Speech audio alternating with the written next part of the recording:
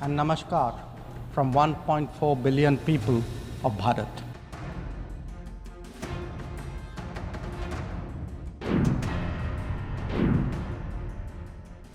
Pakistan.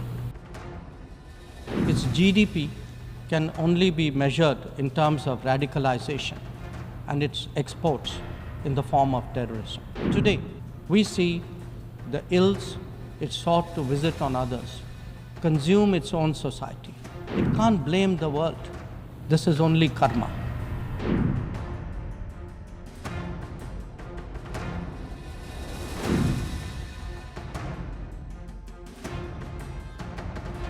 Its GDP can only be measured in terms of radicalization and its exports in the form of terrorism.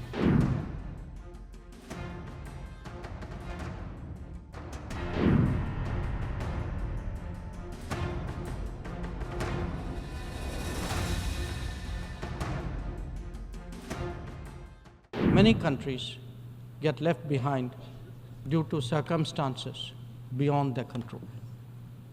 But some make conscious choices with disastrous consequences. A premier example is our neighbor, Pakistan. Unfortunately, their misdeeds affect others as well, especially the neighborhood.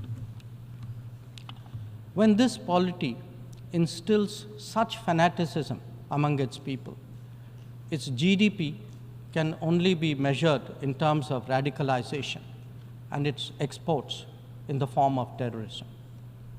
Today, we see the ills it sought to visit on others consume its own society. It can't blame the world. This is only karma. Madam President, a dysfunctional nation coveting the lands of others must be exposed and must be countered. We heard some bizarre assertions from it at this very forum yesterday. So let me make India's position perfectly clear.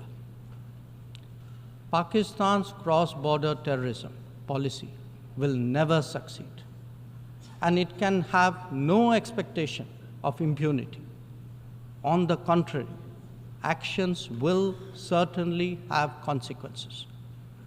The issue to be resolved between us is now only the vacation of illegally occupied Indian territory by Pakistan, and of course, the abandonment of Pakistan's long-standing attachment to terrorism. Madam President, the global order is inherently pluralistic and diverse. The UN began with 51 members. We are now 193. The world has changed profoundly, and so have its concerns and its opportunities. But to address both, and indeed to strengthen the order itself, it is essential that the UN be the central platform for finding common ground. And that it certainly cannot be by remaining anachronistic.